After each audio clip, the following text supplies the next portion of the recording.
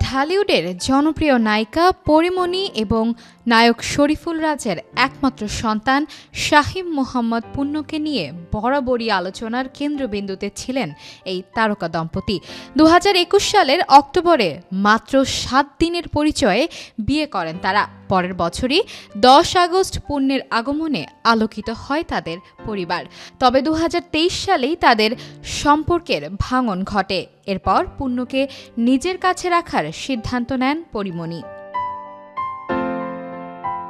বিচ্ছেদের পরপরই পরী অভিযোগ করেছিলেন রাজ কখনোই বাবা হিসেবে সন্তানের দায়িত্ব পালন করেননি, এমনকি বিশেষ দিনগুলোতেও তিনি ছেলের পাশে ছিলেন না। পরীর এই আক্ষেপ ও ক্ষোভ বিভিন্ন সাক্ষাৎকারে শোনা গেছে, কিন্তু সম্প্রতি একটি ভিডিওতে ভিন্ন চিত্র দেখা গেছে। ভিডিওতে দেখা যায় বাবা শরীফুল রাজের সঙ্গে গাড়ির স্টিয়ারিংয়ে মজা করছে পুণ্য।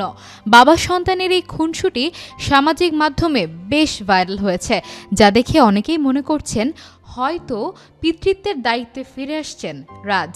এই মুহূর্তে ভিডিওটি সামাজিক মাধ্যমে ব্যাপক আলোচনার সৃষ্টি করেছে। সেই সাথে ভক্তরা কৌতূহলী হয়ে অপেক্ষা করছেন রাজ পরী সম্পর্কের পরবর্তী অধ্যায়ের জন্য।